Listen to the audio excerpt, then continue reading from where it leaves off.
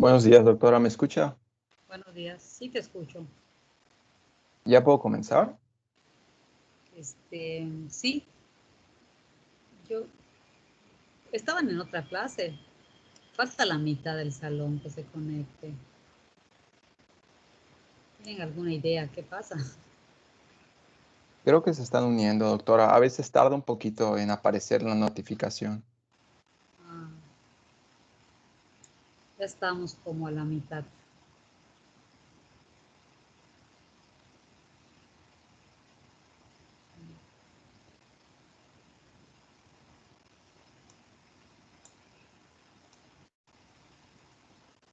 Ya nos estamos acercando a las últimas clases.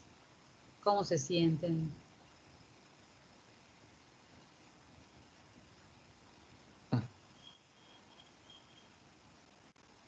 Doctora, el examen, ¿Sí? como lo teníamos programado el 11 de mayo, martes 11 de mayo, no se ha Sí, movido, ¿verdad? no, no se ha movido. Creo Ok. que todas, creo que todas las materias se presentan el 11. No solo ustedes, de medicina interna, cirugía, todas.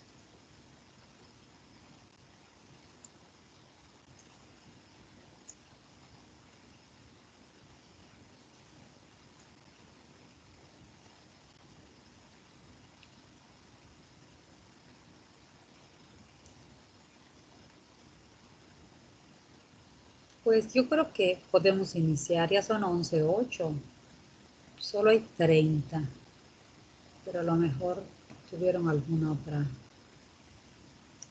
no han podido conectarse.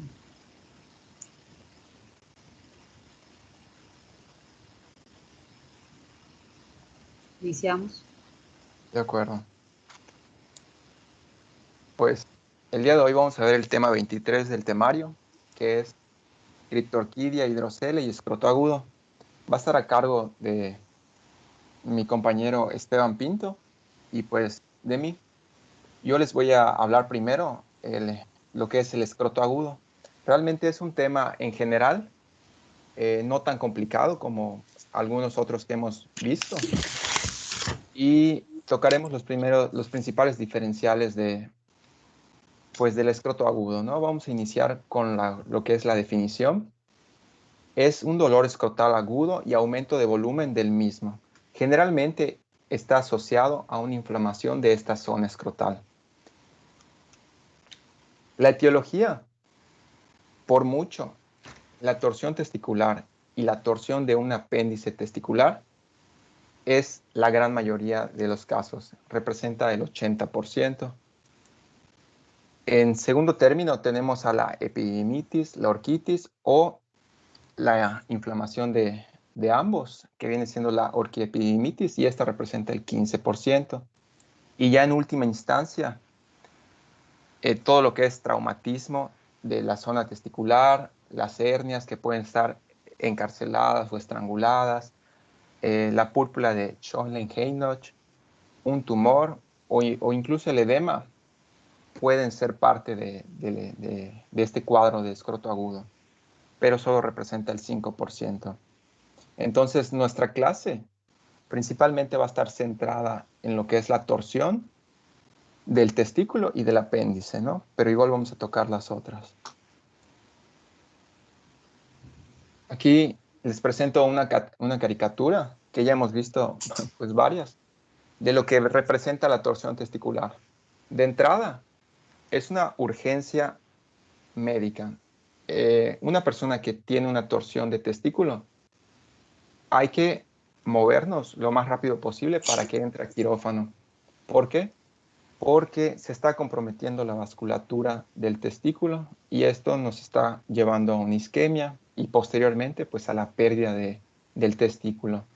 Y aquí nos mencionan que tenemos 6 horas para la intervención, desde el momento que ocurre la torsión hasta el momento del quirófano tenemos 6 horas.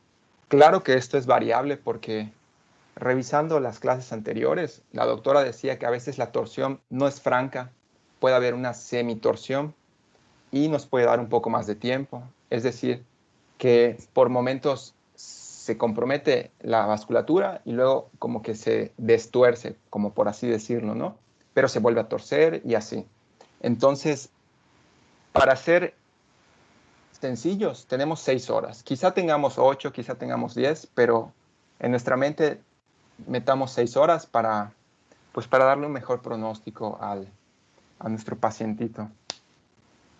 Ahora, ven acá que igual aparece un transductor.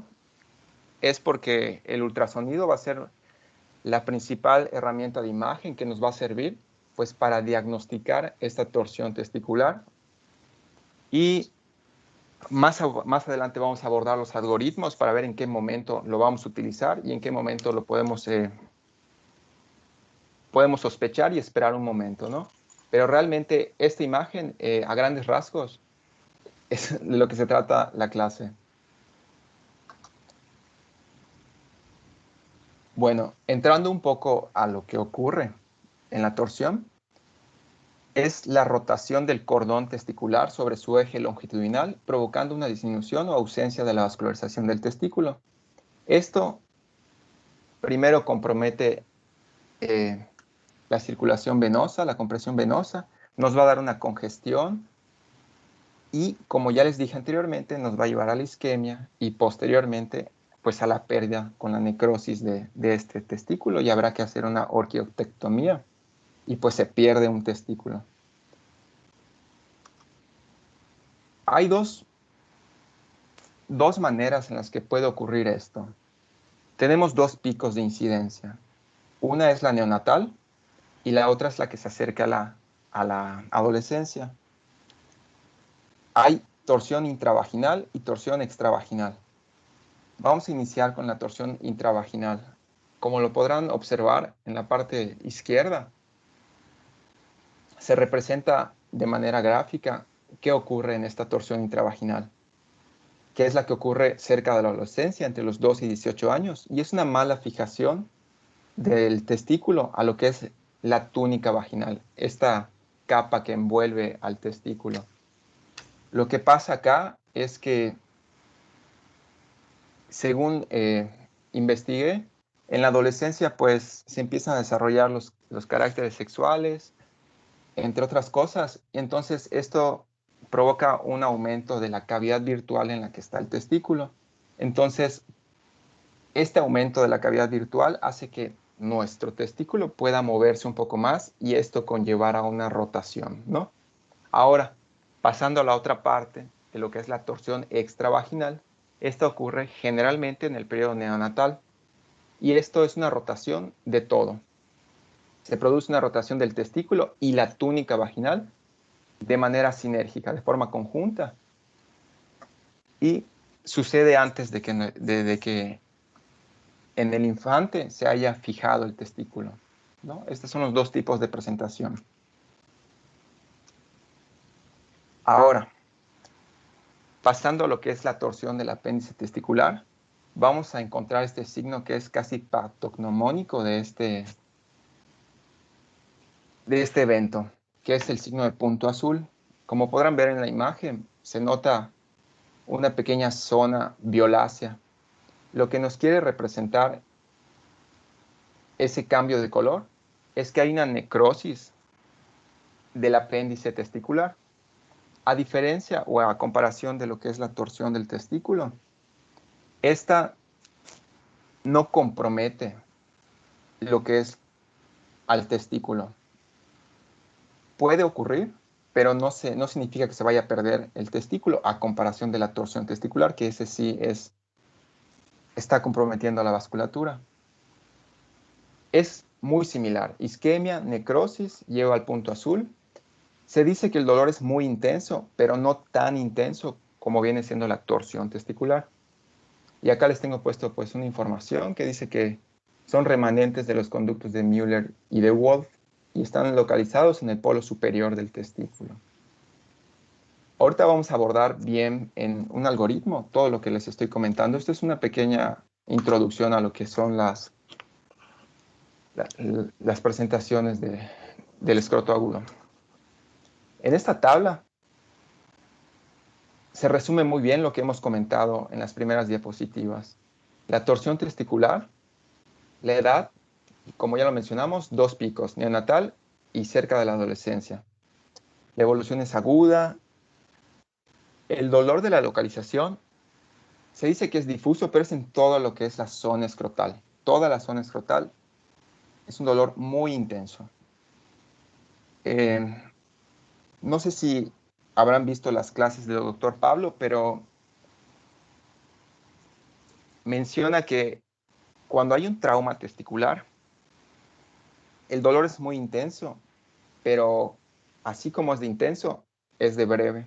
Entonces, de manera general, todos los pacientes que tengan un trauma testicular deben de remitir el dolor máximo a la media hora, 1 hora, depende qué tipo de traumatismo haya sido, pero debe remitir. El paciente que ya llega a la consulta es porque sigue teniendo un dolor intenso y ya no es simplemente pues el trauma, ¿no? Debe de haber algo de compromiso en la zona escrotal para que siga habiendo esa intensidad de dolor. Algo que no hemos mencionado y es muy importante es el reflejo cremastérico. En la torsión, esto es de manera orientativa, no siempre se va a cumplir, pero en la torsión va a estar ausente y en la torsión del apéndice testicular va a estar presente. Como ya lo mencionábamos, el punto azul, patognomónico del apéndice testicular, torsión del apéndice testicular. Y ahorita vamos a abordar un poco de lo que son las epididimitis y la orquitis, pero de aquí de entrada ya las empiezo a presentar. El dolor es subagudo. La localización, esta sí está en el epidídimo, pues es lo que está inflamado. Igual vamos a tener el reflejo cremastérico presente. Y como la epididimitis y la orquitis puede ser viral o bacteriana, podemos encontrar a veces fiebre y sintomatología de urinaria, como una infección de vías urinarias por colonización ascendente, pueden afectar a lo que es el epidídimo. Y la actividad sexual igual puede provocarnos una IBU y esto también a lo que es la colonización ascendente. Bueno, esta es la Quiero definición. comentar del anterior, Ok. de lo que mencionabas del traumatismo y que tuviera un dolor difuso. Bueno, un traumatismo también puede provocar una torsión testicular, pero normalmente no hay ese antecedente, sino que el dolor es agudo. Sin embargo, cuando hay un traumatismo se debe de descartar esto y si el dolor incrementa, o sea, el dolor más fuerte es el momento del golpe y después cuando se inflama. La falta de respuesta antiinflamatorios o tratamiento que se le dé para el dolor puede hacer sospechar que hay una torsión testicular en ese traumatismo, que es lo menos frecuente, pero no hay que descartarlo. Si hubo un trauma, pensar que solamente es el trauma, hay que descartar que no haya habido una torsión testicular. Y la torsión testicular, los analgésicos que se dan y todo, no responde aunque los tomara, no se quita el dolor. El dolor supera esto, como se está provocando isquemia del tejido, pues hay una mala respuesta a los analgésicos. Y de hecho, cuando veamos el tratamiento, no se indican porque no tiene caso. Lo que urge es que tenga atención y que se le maneje quirúrgicamente. Creo que ya.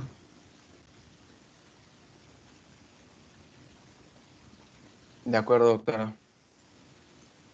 Gracias.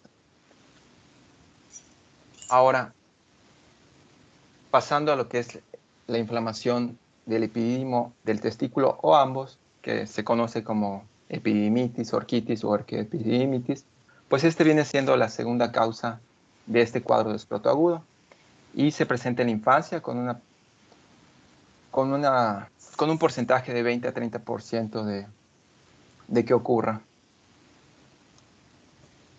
La etiología en los prepubres va a estar asociado generalmente a E. coli, Mycoplasma pneumoniae, enterococos, enterovirus o adenovirus.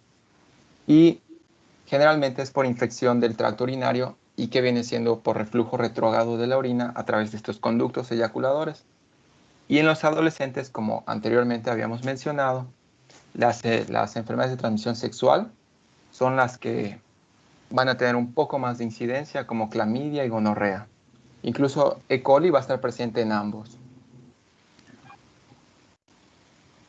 Hay una enfermedad que ya es Veces muy que el poco. enterovirus o adenovirus es por vía hematógena. Claro, sí, por vía hematógena. Sí, tiene razón, doctora. Adenovirus es por vía hematógena. Al igual que esta que vamos a comentar, que es la parotiditis. Igual por vía hematógena. Es una enfermedad pues ya un poco rara, ¿no? Porque la vacuna ha disminuido muchísimo los casos de parotiditis. Sin embargo, aún se presentan. Y viene siendo, como dice la doctora, aparece como extensión de esta colonización hematógena que va teniendo la enfermedad.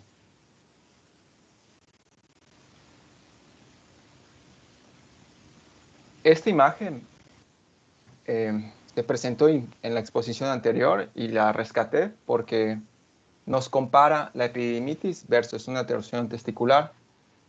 En la epididimitis puede haber fiebre, si hay fiebre, el síndrome miccional, el signo de PREM positivo. Es un signo que al elevar un poco el testículo, el dolor disminuye. Cuando el dolor disminuye, es un signo positivo de PREM.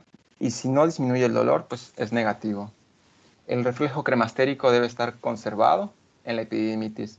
Ahora en la torsión no encontraríamos fiebre, no habría un síndrome miccional, tendríamos negativo el signo de PREM y tampoco habría un reflejo cremastérico.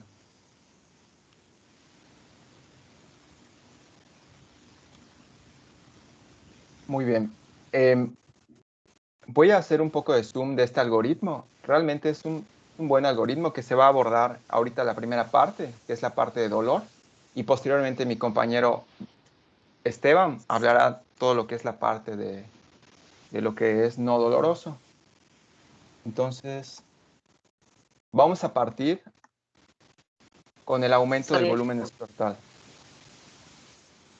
Nos iremos primero a si es doloroso. Si hay un aumento del volumen escrotal y este causa dolor, vamos a ver si el dolor es súbito o es gradual. Si es súbito, tenemos que indagar si este fue traumático o no lo fue. Si fue traumático y el dolor es Alejandro, no ha súbito, salido el algoritmo. Alejandro, no ha salido el algoritmo. ¿no se ve? Yo sí lo No, veo. Yo sí lo veo. yo solo Creo- veo ependimitis.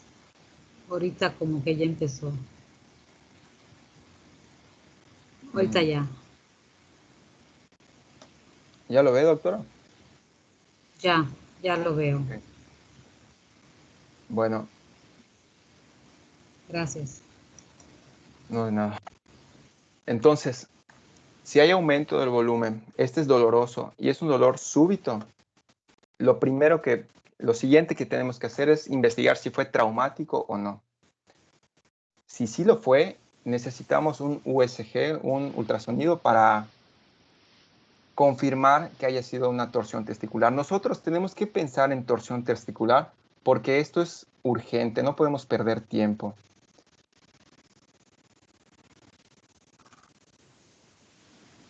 Si no es una torsión testicular, probablemente puede ser una ruptura testicular, que es menos frecuente, o incluso una contusión, pero el ultrasonido es de vital importancia para poder saber qué fue. Ahora, si no fue traumático, evaluaremos el reflejo cremastérico. En dado de estar ausente este reflejo, como ya hemos visto anteriormente, pensamos en la torsión testicular y esto es quirófano. Y aquí va a depender, pues, del cirujano si será rescatable o no rescatable este testículo. En dado caso que sea rescatable, se fijará y se llama orquidopexia. Para que no vuelva a ocurrir, se fijará. Y en dado caso que ya el testículo se haya perdido y haya que retirarlo, será una orquiectomía. En dado caso de que el reflejo cremastérico sí estuvo presente y nosotros podemos observar el signo de punto azul, pues como ya hemos visto igual, torsión del apéndice testicular será nuestro diagnóstico. Y aquí el tratamiento no es quirúrgico, al contrario, hay que vigilar, podemos dar AINES y utilizar compresas frías. Esto no compromete al testículo, por eso se da este tipo de tratamiento. Ahora, ya abordamos lo que es el dolor súbito. Ahora pasando al dolor gradual, veremos si nuestro paciente tiene dolor abdominal, vómitos, algún signo de, por ejemplo, de estreñimiento, tránsito intestinal lento o algo así, nos hará pensar en una hernia. Creo que ya lo hemos visto en las clases pasadas, en la encarcelada o encarcelada, que vienen siendo sinónimos, no comprometen a la vasculatura del asa intestinal. No deberíamos encontrar lactato elevado en la gasometría. En esta, dicho de sea de paso, ya vimos que todas las hernias tienen que resolverse de manera, bueno, a excepción del umbilical, que hay que esperar a que se resuelva. Las mayorías de las inguinales y otro tipo de hernias tienen que resolverse de manera programada con cirugía. La encarcelada la podemos programar, pero la estrangulada es una urgencia. Al igual que la torsión testicular, esta sí está comprometiendo la vasculatura del asa intestinal y esto es inmediato que entre a cirugía. Si no encontramos ningún tipo de dolor abdominal o vómitos, pensaremos en una orquitis y o epididimitis. Y aquí nos va a orientar A ver, si ¿me es un permite? testículo. ¿Me permite un momento? Sí, doctora. O sea, encarcelada y estrangulada, piensen que es lo mismo, es una evolución, una hernia que se encarcera. ¿Qué significa? Que queda, cuando digo que está encarcelada o encarcelada, es que ya se quedó atrapada en el anillo de la hernia. Y al quedarse atrapada en el anillo de la hernia, de alguna manera empieza a comprometer la circulación del órgano, sea epiplón, sea intestino, de todo lo que haya dentro de la bolsa de la hernia. Entonces, si se detecta esto a tiempo y duele y se puede regresar en el caso de esta que sería pues a escroto o a conducto inguinal, pues se regresa y no pasa nada. Ya no se dice encarcelada, sino que se puede mover cuando se encarcela, que es el término que más usamos. Cuando se encarcela, quiere decir que no la puedo reducir. Y el camino para que se estrangule es el mismo. O sea, aquí de hernia debe ser encarcelada, un guión, estrangulada. Después sería conservador si no está comprometida la circulación, pero se va a comprometer. Porque el momento que no tenía que ser un anillo muy grande para que no se comprometiera la circulación y que generalmente no se encarcelan, entran y salen como quieren. Es el momento que se encarcela es que el anillo es más pequeño y de alguna manera no se puede reducir. Entonces aquí de encarcelada se puede hacer, podría ser intentar tratamiento conservador si no hay mucho dolor, porque cuando se empieza a comprometer la circulación empieza a haber el dolor y el tiempo que pase para que se estrangule, pues va a depender de cuánto compromiso de la vasculatura existe, pero va a existir. O sea, no son dos diagnósticos diferentes. La estrangular es la evolución de encarcelar. Y no me gusta así, como eso está bien. ¿Alguna pregunta?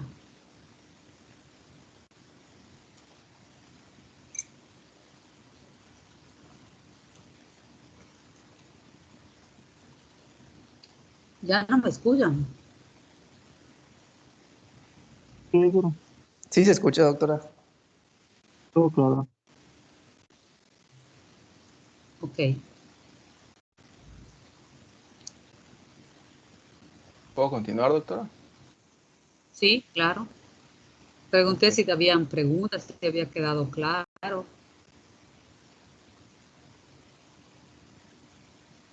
Creo que sí, doctora. Veo que no hay pregunta. Sí, Gracias. doctora, todo fue claro.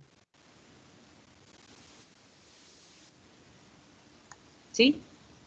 Bueno, recapitulando, estamos en esta parte.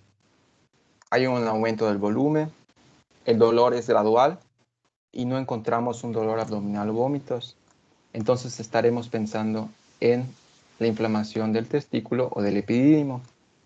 Aquí es muy orientador saber si es un testículo o son ambos. Si solo sea un testículo, probablemente será bacteriano la infección y nos va a orientar en qué grupo de edad se encuentra nuestro paciente.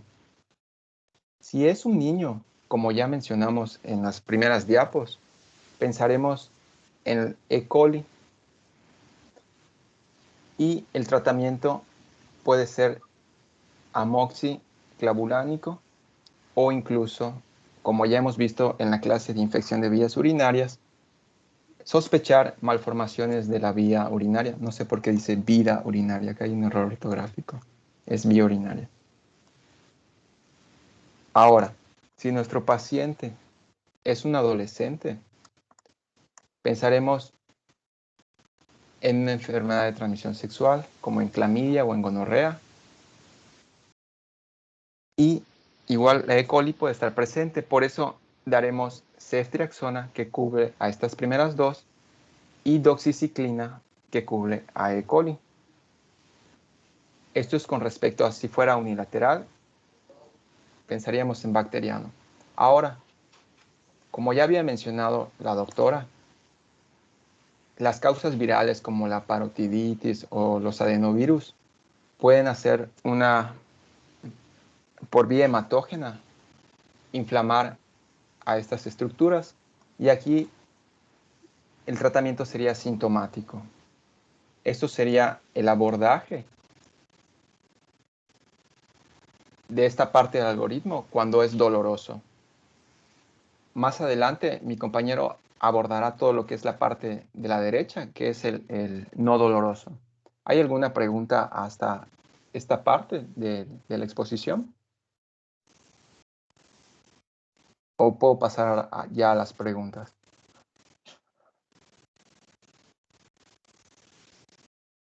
Ok, voy a pasar a las preguntas. El que quiera responder solo abre su micrófono. Causas más frecuentes de escroto agudo. Eran torsión testicular y torsión del apéndice testicular, que representaban creo que el 80% de los casos. Así es. Representan aproximadamente el 80% de los casos. ¿A qué nos orienta un signo azul positivo? No se ve. La torsión de un torsión del apéndice apéndice testicular. testicular. Así es. Como dijeron ambos, nos orienta a la torsión de un apéndice testicular. Y ya la tercera pregunta, ¿cuál sería el manejo?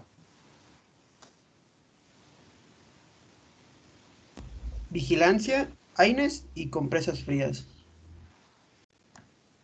Así es. Así es, Pedro. Pues por mi parte sería todo. Ahora viene la parte de Esteban, que es hidrocélica y orquídea. Gracias. Gracias.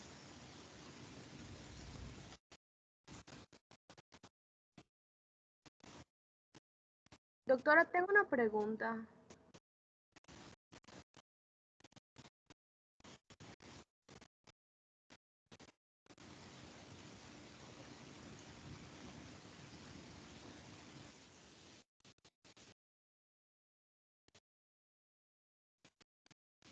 Sí.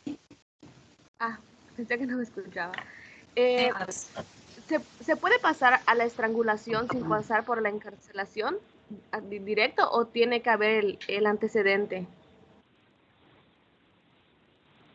¿Cómo? No te entiendo bien. ¿Puedes repetir? Sí, que si se puede, que si puede haber una hernia estrangulada sin haber pasado antes por la encarcelación. O sea, sí puede ser directo y agudo. No, tiene que encarcelarse para que se estrangule. Es en todas las hernias existen anillos o las aperturas de la hernia. Por ejemplo, una hernia umbilical, no, yo creo que sí hay que se encarcelan. O sea, desde que sale el tejido por la hernia y no puede regresar al lugar donde debería de estar, hablamos de un encarcelamiento. Si entra y sale, no se está encarcelando. Desde el momento que sale y no puede regresar, se encarcela y ese tejido que sale empieza a inflamarse. De manera que mientras más tiempo pase, menos va a poder regresar, porque se empiece a inflamar. Y cuando eso se empieza a inflamar, va creciendo y empieza a comprometer la circulación. Y es cuando se dice que ya está estrangulado. El diagnóstico de una oclusión intestinal y depende del nivel de, de, de, de parte del intestino que se haya comprometido, va a ser que sea intestino que se estrangule. Es cuestión de horas. Y habría que, mientras más rápido se intervenga, pues mejor, porque si no es lo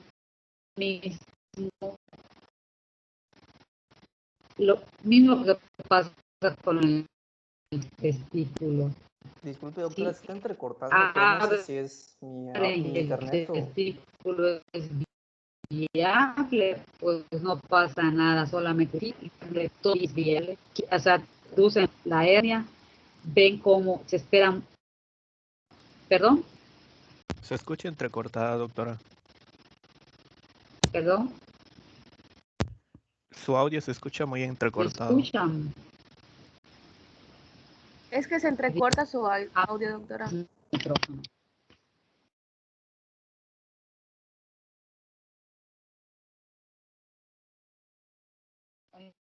¿Por qué será? Creo que está bajo mi internet, está a 2 rayitas. Regresar a la semejanza, ahorita que explicaron lo de la torsión testicular, voy a hacer una semejanza de esto con lo que es una hernia estrangulada. Si la hernia, si cuando operan regresa el intestino y el tejido es viable, no pasa nada. O sea, solamente se reduce la hernia y eso no le vuelve a pasar.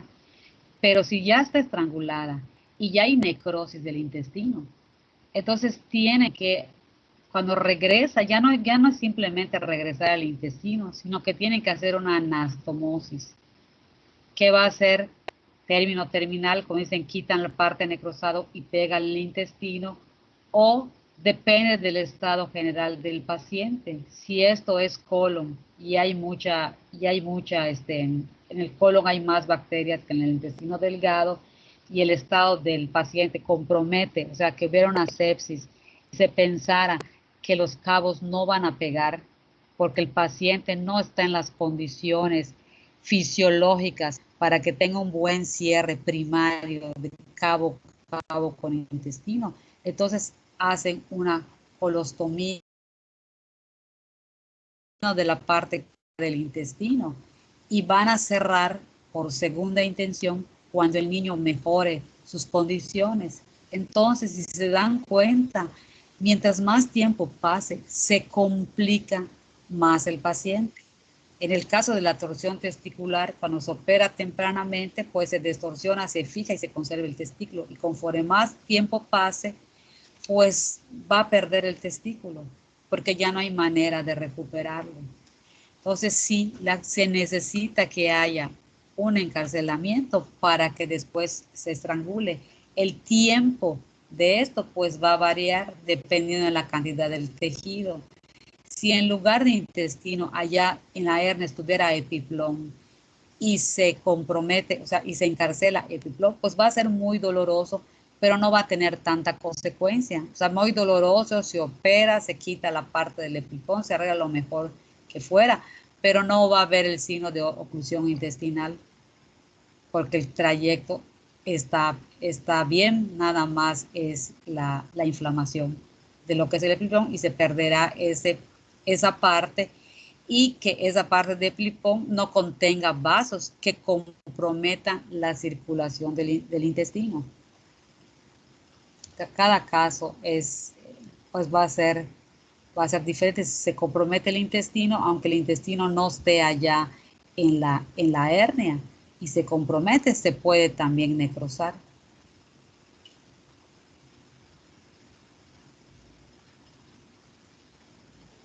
Dependiendo del tejido, es lo que fuera.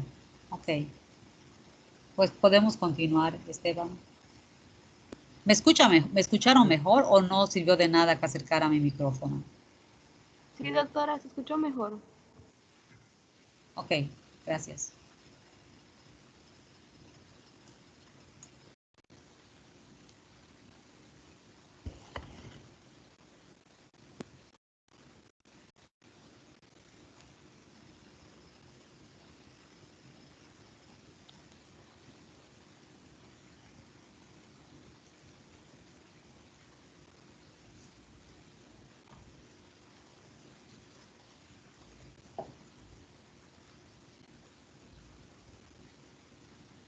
Listo. Creo que ya se ve en pantalla, ¿no? Sí, ya se ve. Sí se ve. Ok, pues bueno, vamos a continuar ahorita la clase con este apartado de urología pediátrica. Ya vimos con nuestro compañero Alex, vimos la primera parte de escroto agudo, el abordaje sobre todo del dolor relacionado con los testículos, ¿no? Bueno, más bien con lo que está dentro del escroto, ¿no? Y ahorita nos vamos a ir para el otro lado. Los temas que veremos a continuación son criptorquidia e hidrocele. Antes de comenzar, quiero mencionar que el hidrocele vamos a meterlo dentro del mismo algoritmo del aumento del volumen de la bolsa escrotal, pero del lado que no hay dolor. Y la criptorquidia más bien es dentro de otro algoritmo que es el del escroto vacío, ¿no? Bueno, habiendo hecho esta aclaración, vamos a empezar. Primero vamos a hablar de la criptorquidia. Creo que ambos temas que vamos a ver a continuación son temas que ya tenemos cierto conocimiento, aunque sea vago, pero ya tenemos una idea de lo que es, ya lo hemos escuchado previamente, ¿no? Entonces, como vamos a ver en esta clase, vamos a irnos a cosas prácticas, es un tema corto, un tema sencillo, y pues vamos a comenzar con la criptorquidia, ¿no? Que, como ya sabemos, la criptorquidia es algo que sucede cuando uno o ambos testículos fallan en su proceso de migración hacia la base del escroto. Como sabemos, los testículos empiezan su desarrollo embriológico cerca del abdomen, en la porción superior de lo que es la cavidad abdominal. Y, a ver, voy a correr esto, ahí está. Y como podemos ver en esta imagen, bueno, esto ya es un adulto, ¿no? Este es un adulto, pero podemos ver en esta imagen que esta es una imagen normal del trayecto que deben de recorrer los testículos para migrar desde su origen en la cavidad abdominal hacia su localización final, que viene siendo la bolsa escrotal. Entonces, cuando no vemos el testículo, uno o ambos, en la bolsa escrotal, este puede encontrarse en cualquiera de este trayecto, en el abdomen, en el anillo inguinal, en la porción superior del escroto o incluso fuera del trayecto, que es el ectópico, ¿no? Y también podría darse el caso de que si el testículo no está en la bolsa escrotal, puede ser que sea una anorquia, que el testículo o no se formó o realmente sí se formó, pero ya está reabsorbido, atrófico, y eso lo vamos a ver más adelante, ¿no? Aquí un breve adelanto: la criptorquidia puede ser unilateral o puede ser bilateral. La más común es la unilateral, en el 90% de los casos, pero hay ciertos casos en donde ambos testículos no están presentes, pero es el menor porcentaje. Aquí unos datos interesantes de la criptorquidia. Es un fenómeno que al nacimiento puede estar presente de manera normal, aproximadamente en 4,5% de los niños. Bueno, más bien la criptorquidia unilateral, ¿no? En los prematuros esta cifra aumenta y tiene todo el sentido del mundo, porque durante el proceso del descenso de los testículos hacia la bolsa escrotal, el final de esta migración ocurre hacia las etapas tardías del embarazo, ¿no? Dice acá que el descenso testicular termina al 7º u 8º mes de gestación, pero a veces sucede después del nacimiento. Y ya vamos a ver más adelante que en algunos bebés, incluso a término, no han descendido los testículos, pero van a descender en algún punto. Pero entonces en los prematuros aumenta esta prevalencia de criptorquidia justamente por eso, porque si el niño nace antes, muy probablemente no había terminado su proceso de migración testicular. Y aquí, como mencioné hace un rato, la mayoría de los testículos desciende espontáneamente los primeros 3 meses de vida y depende de factores hormonales. Una ligera elevación de la testosterona puede ayudar a que termine el proceso de migración testicular, aunque ya sea después de la gestación. Dato interesante: si el testículo no ha descendido a los 4 meses de vida, pues ya no lo hará y habrá que actuar en consecuencia. Y la criptorquidia es bilateral en el 10% de los casos. Como ya había mencionado, la mayoría son unilaterales. Bueno, pues al hablar de criptorquidia es útil e interesante mencionar sobre la embriología del desarrollo de los testículos.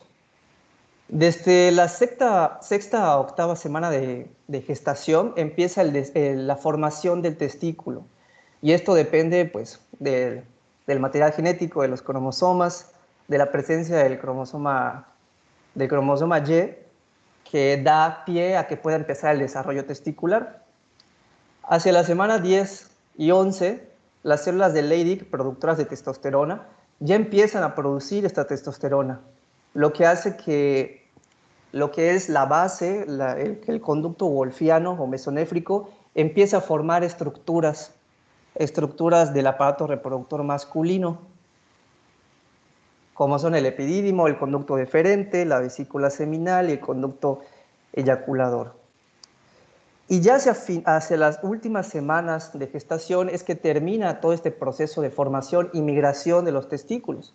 Aquí dice que el descenso de los testículos termina justamente por estas semanas y se divide en 2 fases. Y aquí nos remitimos unas semanas atrás, ¿no? La fase transabdominal es cuando los testículos se deslizan por la cavidad abdominal hasta situarse junto al orificio inguinal interno. Y esto ocurre hacia la semana 15 y van a permanecer aquí, junto al orificio inguinal interno, alrededor de unas 10 semanas. Eso nos da que a la semana 25 o a 28 inicia la fase inguinoescrotal, en donde este testículo que está ubicado cerca de la entrada del canal inguinal va a ser guiado por el gubernáculum hacia el escroto. Y esto se termina al final de la semana 35, y ya vimos que a veces sucede después del nacimiento y es altamente andrógeno dependiente.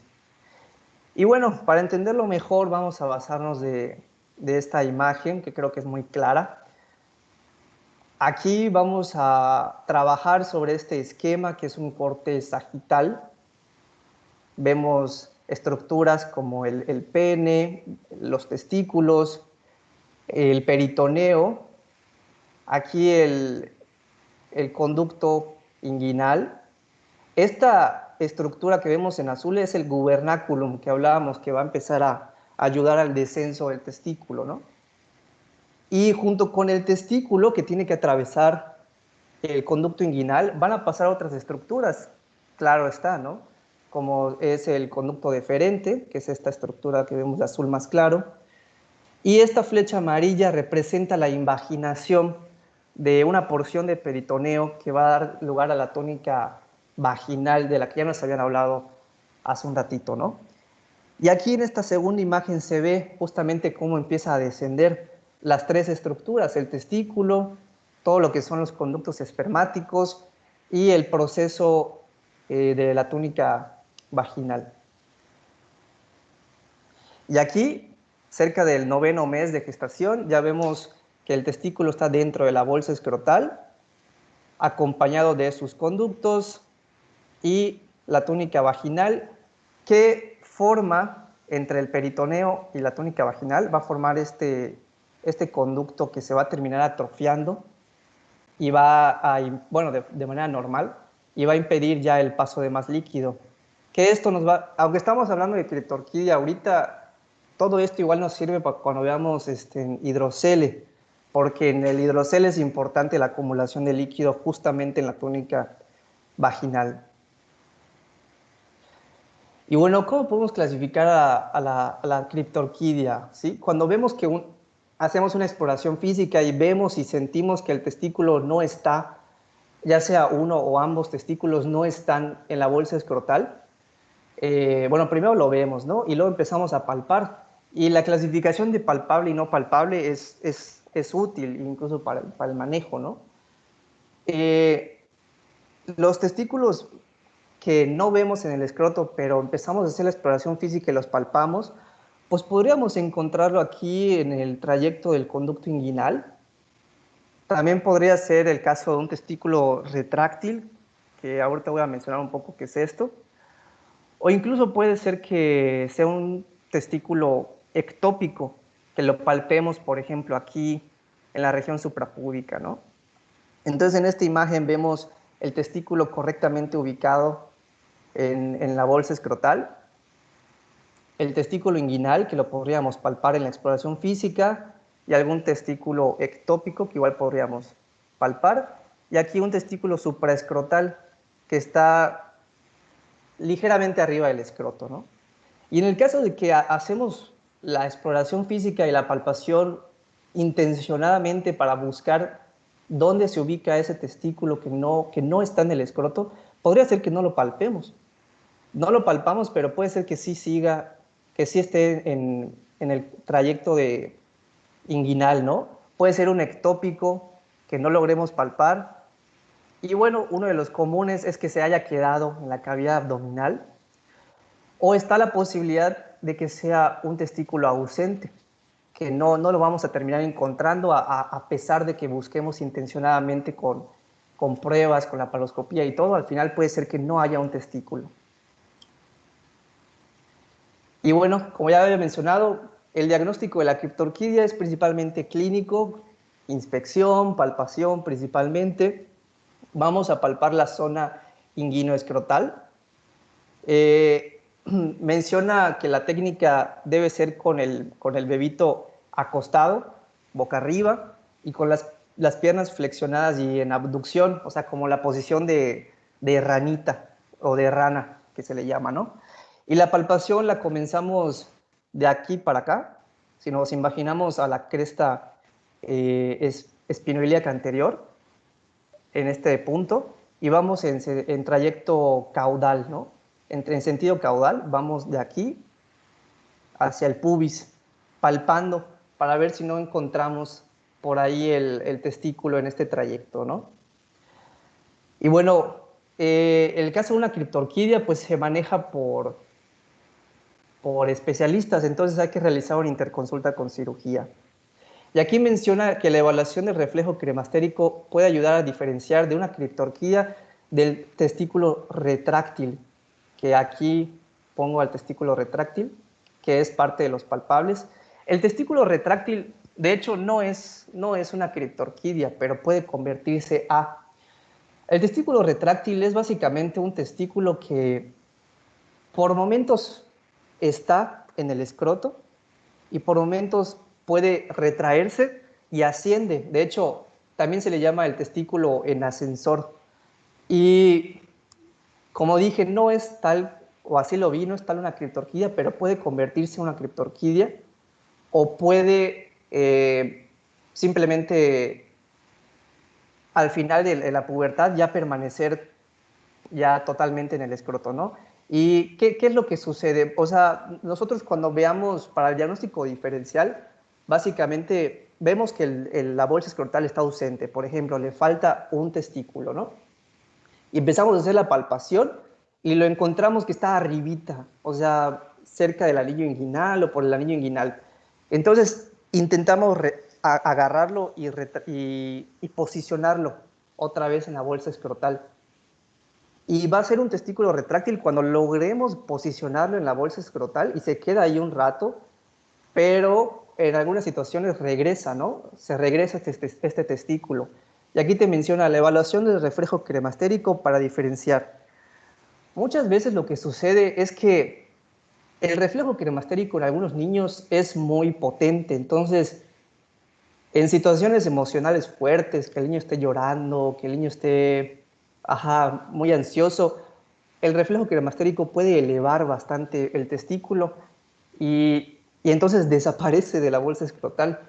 Pero si lo intentamos retraer, repito, puede ser que lo posicionemos otra vez. Y por lo que vi, el manejo, y repito, esto no es criptorquidia como tal, pero puede convertirse a o puede ceder.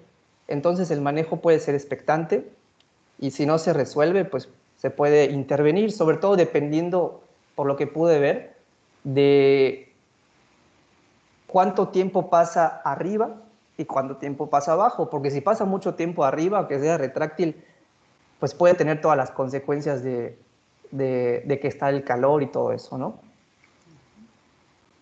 Y bueno, repito, el diagnóstico es clínico, pero hay pruebas complementarias. Se podría realizar pruebas de imagen como ultrasonidos, tomografías y resonancia magnética, pero no se utilizan habitualmente.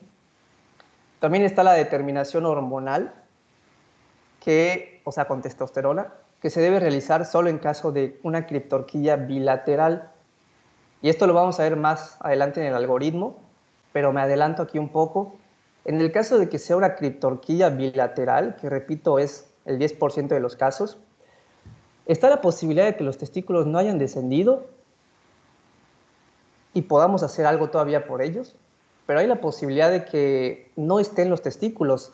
Entonces nos vamos a basar con pruebas hormonales para orientar nuestro manejo, ¿no? Y la prueba hormonal es el estímulo con la gonadotropina clorhídrica humana. Y uno dirá, pues, ¿qué tiene que ver, no? Es una hormona del embarazo que produce la placenta, pero bueno, es una gonadotropina. Y como su nombre lo dice, tiene acción sobre las gónadas, como es el caso de los testículos. Así como la LH y FSH son gonadotropinas hipofisarias, pues este es el caso de una gonadotropina que produce la placenta, ¿no? Es coriónica. Entonces se puede utilizar que se le aplica gonadotropina coriónica al paciente para estimular a ese testículo. Y lo que esperamos es que si está ahí el testículo, va a empezar a producir testosterona. En el caso de que sí produzca la testosterona, pues nos orienta de que todavía se podría hacer algo por ese testículo.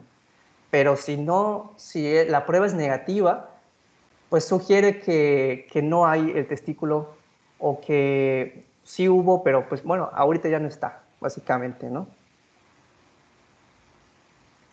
El tratamiento de la criptorquidia se recomienda, ya dije, como había mencionado, en algunos casos podemos esperar porque se resuelve aproximadamente durante los primeros 3 meses de vida, a veces se extiende hacia los 6, aunque según el Nelson, si el testículo no ha descendido al 4.º mes, ya no va a descender.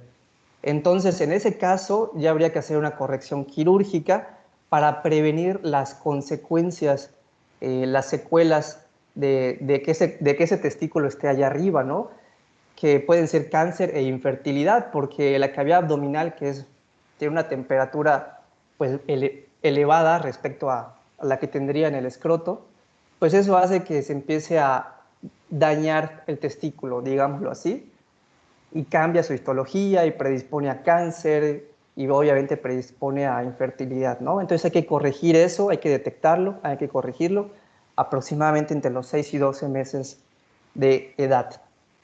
Y pues bueno, en el caso de que el testículo no descendido sea palpable, que le encontremos, por ejemplo, en el trayecto inguinal, pues hacemos una orquidopexia, que es, como ya había mencionado nuestro compañero Alejandro, la orquidopexia es, agarras el testículo y lo fijas en el escroto, ¿no? Para que no vuelva a ascender.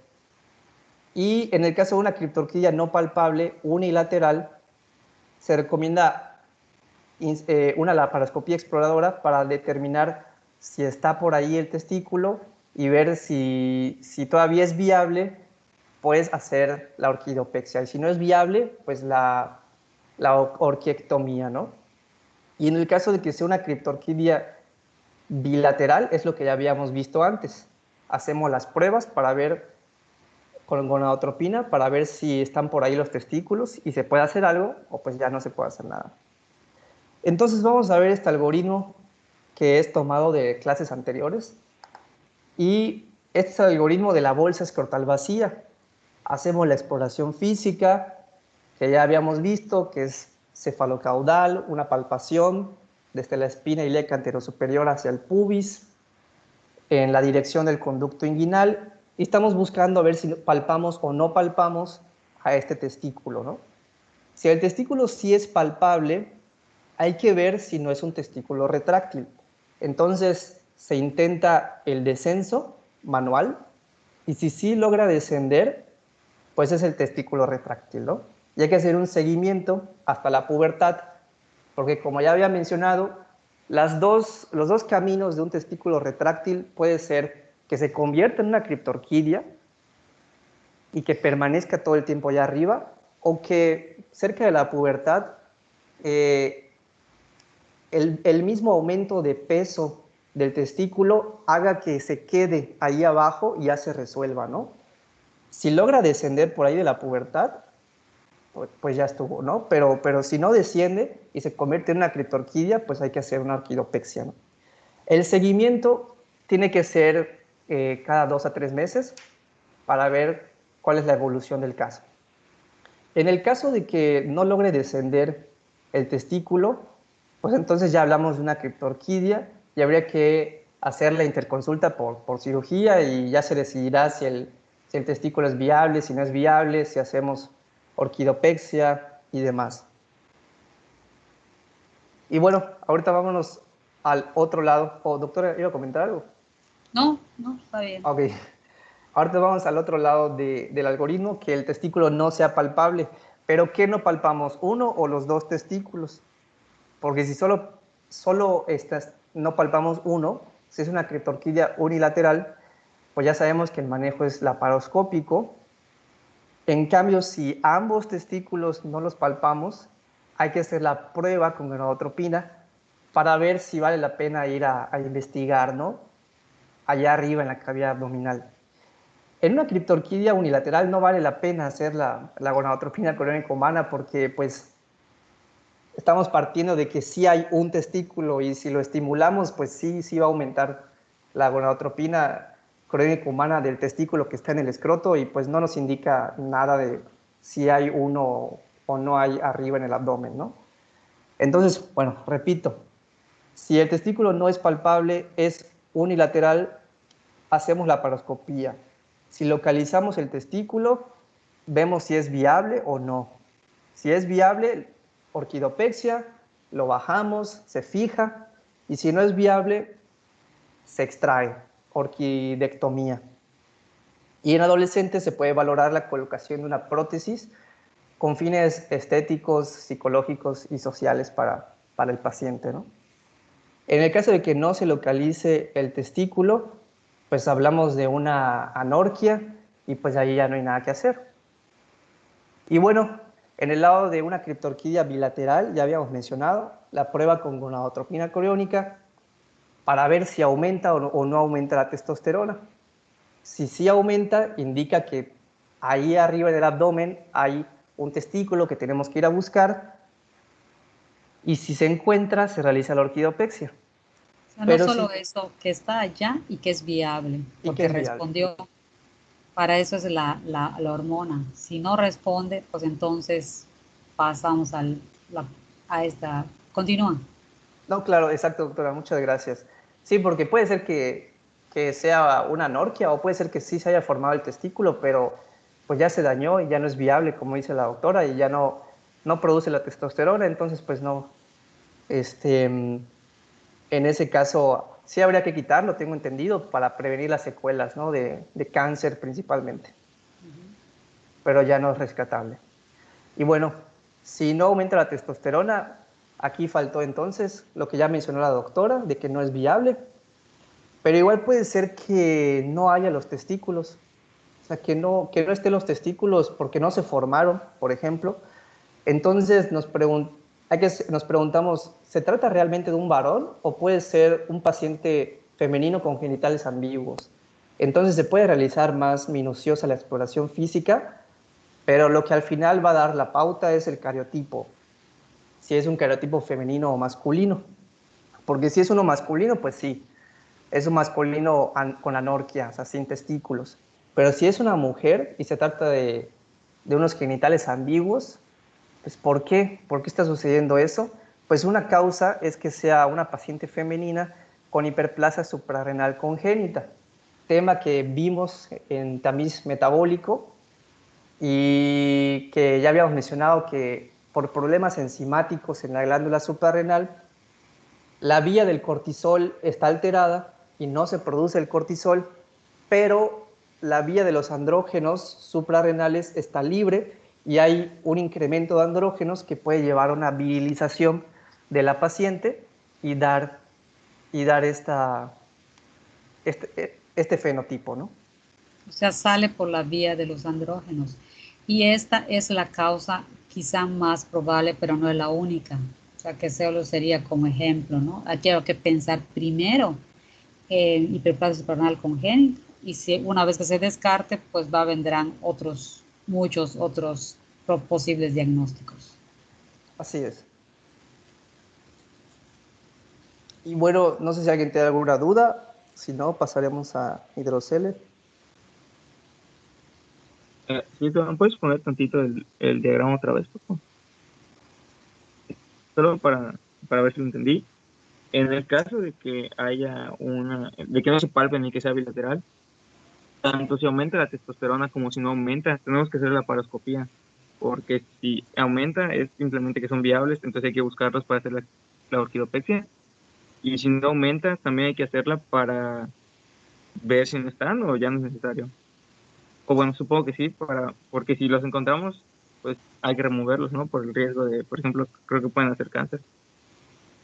Sí, o sea, la laparoscopía va para unilateral o bilateral con respuesta a la gonadotropina coriónica. En la otra no te lo dice porque primero hay que estudiarlo. O sea, no hubo respuesta. La pregunta es, ¿están o no, o están y ya no son viables, o estamos ante un paciente que posiblemente no sea masculino? Entonces, por eso se hace el cariotipo. Si después resulta que ese es un masculino y es un XY, pues ya se hace de todas maneras la laparoscopía para retirarlos, porque ya no son viables. Así En Ok, el es. caso doctora, del gracias. femenino, pues ya no tendría caso la cirugía.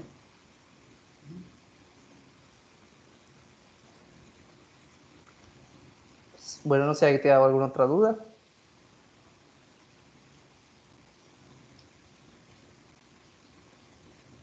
Pues bueno, pues pasamos ahorita ya al último tema, que es el hidrocele, que básicamente es la acumulación patológica de líquido entre la capa parietal y visceral de la túnica vaginal y el testículo, ¿no?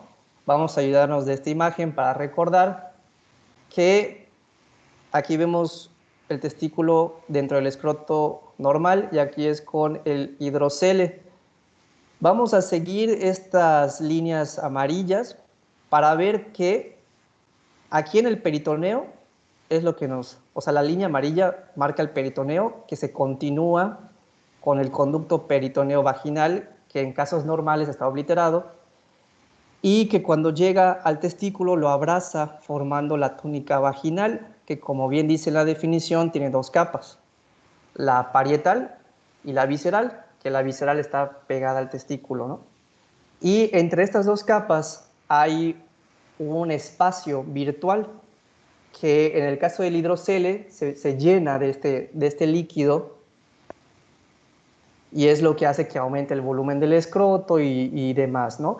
Y en este caso de este ejemplo, es un hidrocele comunicante, porque no se obliteró correctamente lo que es el conducto peritoneo vaginal, y eso hace que pase líquido desde el peritoneo hacia la cavidad vaginal. Pero hay otros tipos de hidrocele, como vemos aquí.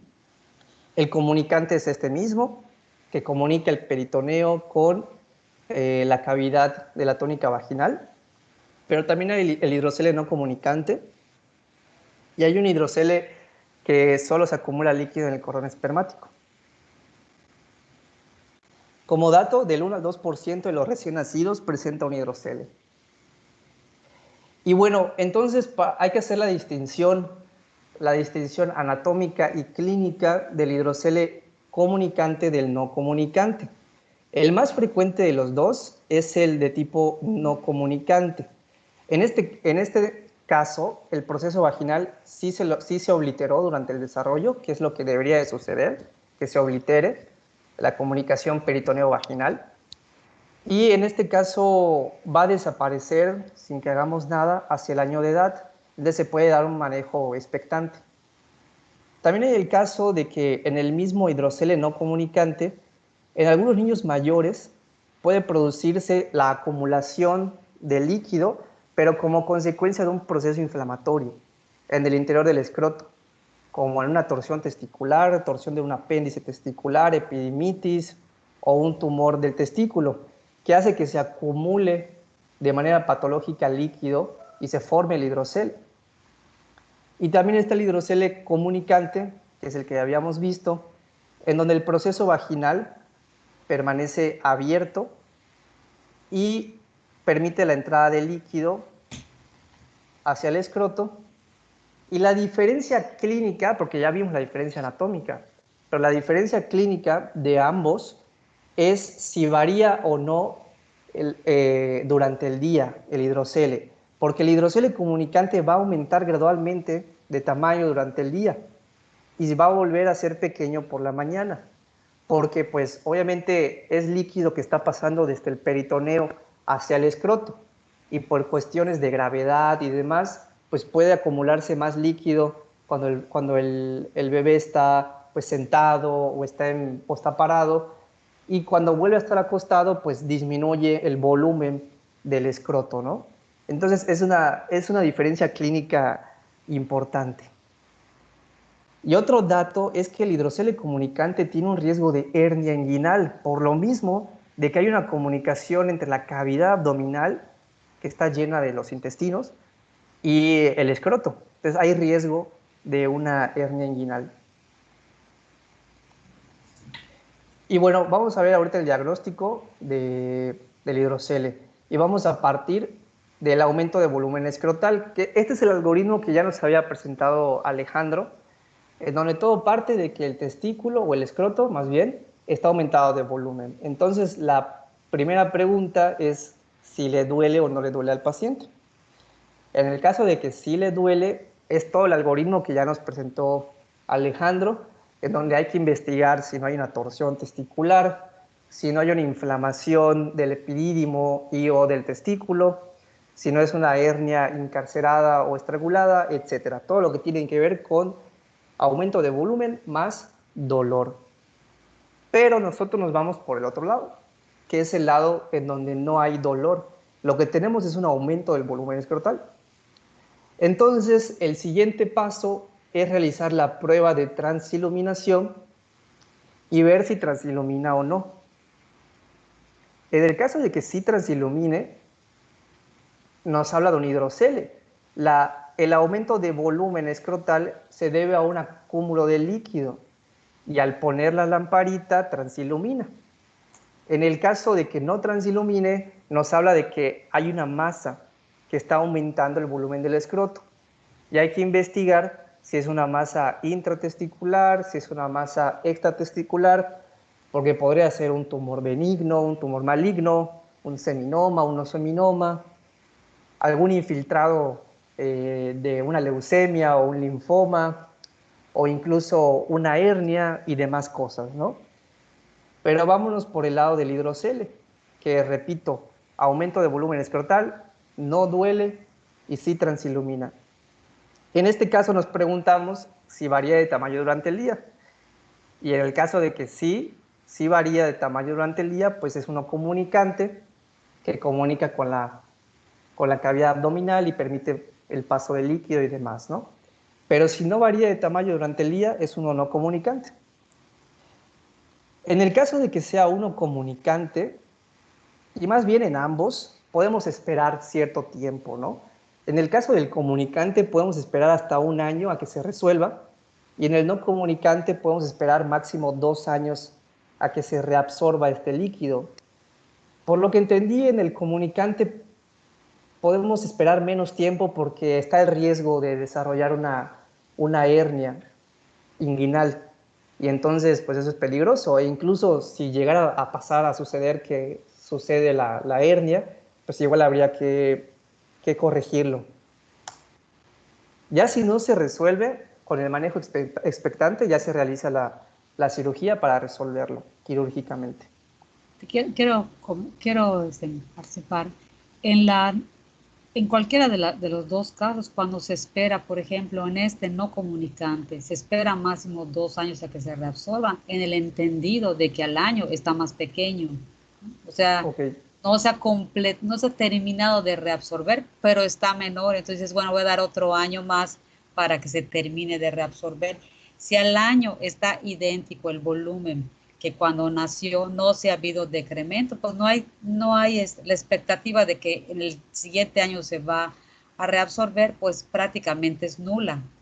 Solo en el entendido que está mucho, mucho más pequeño, entonces vale la pena esperar. Claro. Ok, doctora, gracias. Y pues ya sería todo y pasaríamos a las preguntas.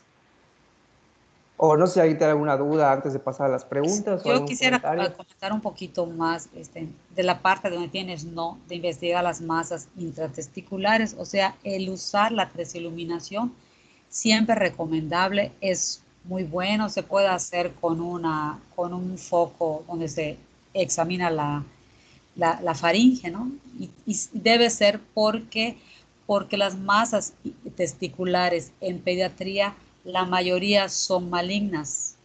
Entonces, no se quita que hubiera algo benigno de algún teratoma o alguna cosa, pero son lo menos frecuente y son masas que no duelen. De repente se ve el aumento del volumen, no le duele, se transilumina, no se descarta hidrocele y entonces se debe derivar con urgencia a cirugía pediátrica o a oncología pediátrica para su estudio. No dejarlas allá. Si después resulta que es benigno, pues qué bueno, pero la frecuencia nos dice que no es así y entonces por eso es la emergencia de derivar lo antes posible para su estudio. ¿Ya? Claro. Ok, gracias, doctora.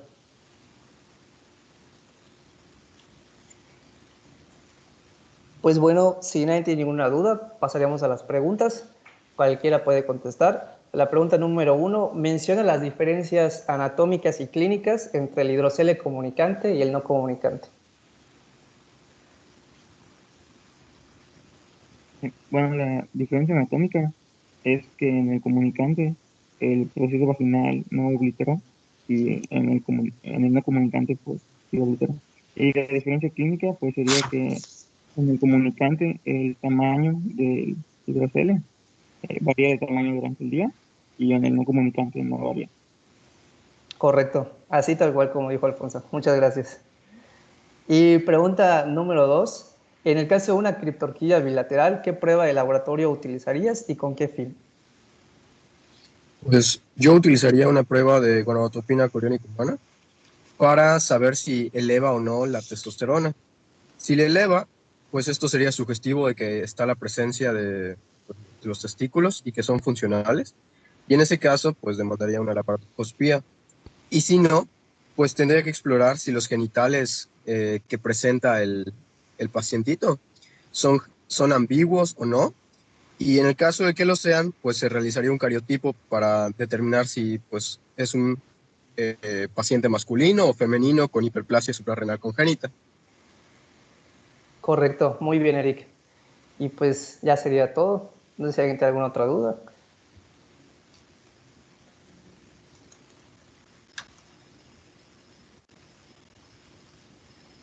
Pues muy buenas posiciones, los dos, o sea, las dos partes de la clase de hoy.